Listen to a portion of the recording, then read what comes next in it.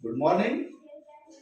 मैं तंजीम सर आज अपने YouTube चैनल के माध्यम से उत्तर प्रदेश 2021 बोर्ड की परीक्षा में आने वाला एक 100% गारंटेड प्रश्न को कराने जा रहा हूं, जो आधुनिक भौतिकी का आधार है और इसके ही आधार पर हम सौर ऊर्जा को वैद्युत ऊर्जा में बदल पाए हैं। यानी कि आप समझ गए होंगे मैं जिस टॉपिक की बात कर रहा हूं वो फोटो इलेक्ट्रिक इफेक्ट है, और इसके लिए मैं आइंस्टीन के प्रकाश वैद्युत प्रभाव के संबंध में जो ऊर्जा समीकरण दिया था उस समीकरण के निगमन को लेकर के आया हूं। यूपी बोर्ड में ये बेहिसाब पूछा जाता है और बहुत इंपॉर्टेंट क्वेश्चन है। आगे की मॉडर्न फिजिक्स का आधार ही यही है और इसी पर ये टिका हुआ भी है। चलिए खैर, अब हम जब प्रकाश वैद्युत प्रभाव के संबंध में आइंस्टीन के ऊर्जा समीकरण की बात करेंगे तो उस वक्त में हम सबसे पहले प्लांक के क्वांटम सिद्धांत को नहीं भूलना चाहिए। क्यों? क्योंकि प्रकाश ऊर्जा की सबसे सही और सबसे शुद्ध जो परिकल्पना दी थी वो प्लांक ने ही दी थी। इसलिए हम प्लांक की तरफ भी जाएंगे और प्लांक को मैं पिछली वीडियो में समझा चुका हूं। अगर आपने मेरी इस वीडियो को अब तक चैनल के माध्यम को लाइक और सब्सक्राइब नहीं किया है तो इस वीडियो को देखने के लिए आप चैनल को प्लीज लाइक और सब्सक्राइब कीजिए। और हम आगे चलते हैं आइंस्टीन के प्रकाश वैद्युत प्रभाव के संबंध में जो उन्होंने ऊर्जा समीकरण दिया था उसकी प्रस्तुति के लिए। चलिए खैर आगे की तरफ हम बढ़ते हैं। तो आपको पता फोटोन कौन से अच्छे होते हैं?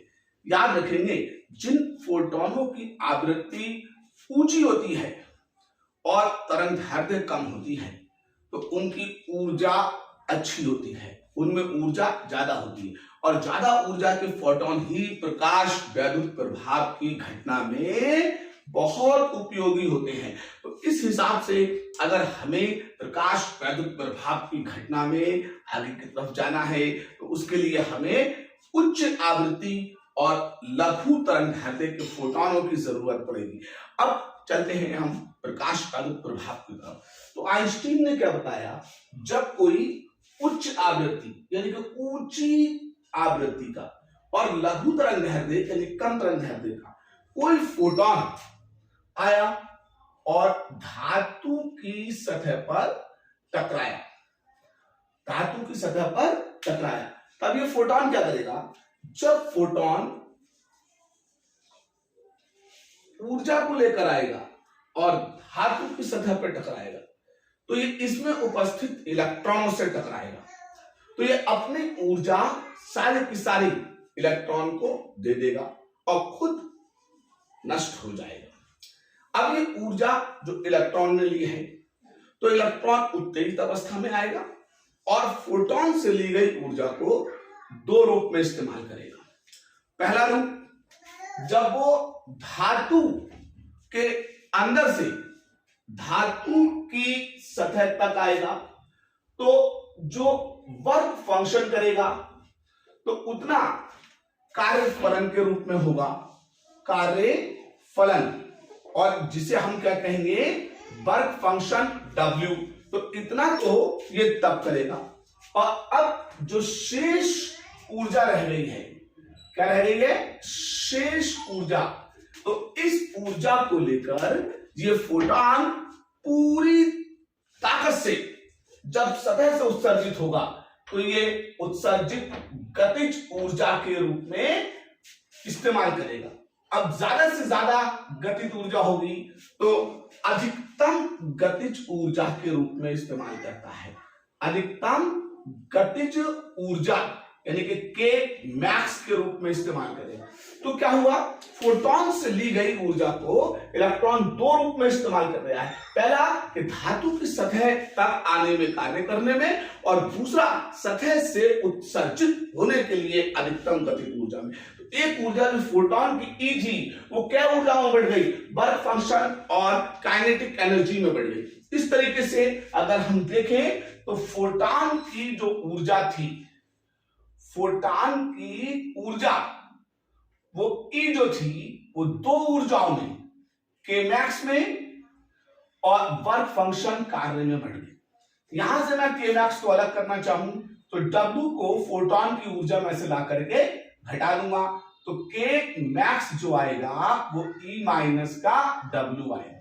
अब हम आगे की तरफ चलते हैं और आगे की तरफ जाने के बाद, ठीक है, फोटोन की जो ऊर्जा होती है, फोटोन की ऊर्जा वो तो E बराबर h न्यू है, और कार्यफलन जो है, कार्यफलन W वो h न्यू 0 है, और अधिकतम गतिज ऊर्जा जो है, तो गतिज ऊर्जा की जो बात की जाती है वो के मैक्स 1/2 mv² होता है, तो b पे मैक्स लगा दो अगर k पे मैक्स लगा है।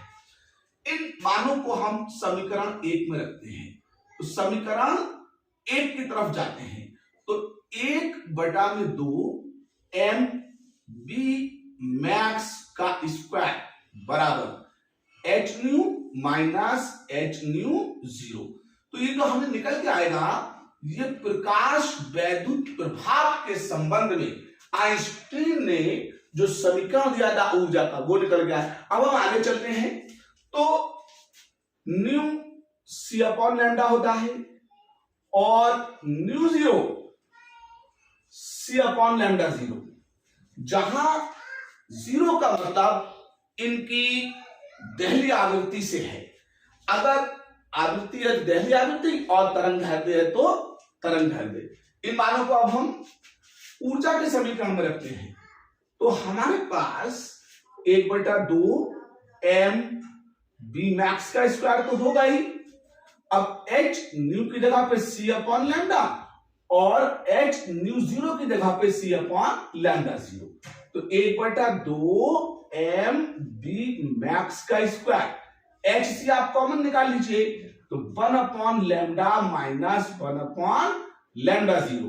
अब आप क्या करें, 1/2 mv मैक्स का स्क्वायर, h और c ऐसे रखिए, अंडर लैम्डा और λ0 को एलसीएम ले लीजिए, तो λ0 में से लैम्डा कम हो जाएगा, तो फिर आपका प्रकाश वैद्युत प्रभाव के संबंध में आइंस्टीन का समीकरण आ जाएगा। ये यूपी बोर्ड की परीक्षा में आने वाला गारंटेड प्रश्नों में से एक है। और अब आप अगर यूपी बोर्ड में कहीं पर आइंस्टीन का नाम देखें ऊर्जा समीकरण में प्रकाश वैद्युत प्रभाव की घटना के लिए, तो आप इस समीकरण को सिद्ध कर सकते हैं। तो इसे सिद्ध करने के लिए क्या चाहिए था, हमें एक धातु चाहिए थी, और खास तौर से क्षार धातु लेंगे, क्योंकि क्षार धातु जितनी अच्छी अवशोषक है उतनी अच्छी उत्सर्जक भी है। और एक फोटोन चाहिए। अब फोटोन जो है वो जब अपनी ऊर्जा को लेकर आए और धातु में उपस्थित इलेक्ट्रॉन से टकराए, तो वो अपनी सारी ऊर्जा इलेक्ट्रॉन को दे देगा, और इलेक्ट्रॉन उस ऊर्जा को दो रूप में इस्तेमाल करेगा, एक धातु की सतह से सतह तक आने में, कार्य करने में, और दूसरा सतह से जब उत्सर्जित होगा तो अधिकतम गतिज ऊर्जा के रूप में। इस तरह से फोटोन से ली गई ऊर्जा को जब इलेक्ट्रॉन दो रूप में इस्तेमाल कर रहा है, तो फिर फोटोन की ऊर्जा जो होगी इन दोनों ही ऊर्जाओं का योग हो जाएगी। अब हम आगे की तरफ बढ़ते हैं, तो फोटोन की ऊर्जा जो है वो h न्यू है, जो हम पीछे प्लांक साहब में बचा चुके हैं, और फिर उसके बाद कार्यफलन इसी ऊर्जा से तो लेकर के कार्य किया है, तो इसलिए जो फोटोन की ऊर्जा दिखे उसी में एक लिमिट तक आप न्यू पे 0 लगा दीजिए, वो उसका कार्यफलन आ जाएगा। और उसके बाद काइनेटिक एनर्जी तो अच्छी तरीके से हम कक्षा 11 में पढ़ के आए हैं, 1/2 mv² होती है। इन सारी ऊर्जाओं को उठा करके आइंस्टीन के इक्वेशन में रख दीजिएगा, तो फिर आपको आइंस्टीन का प्रकाश वैद्युत प्रभाव के संबंध में दो समीकरण मिलेंगे, एक आवृत्तियों के रूप में और दूसरा तरंग दैर्ध्यों के रूप में।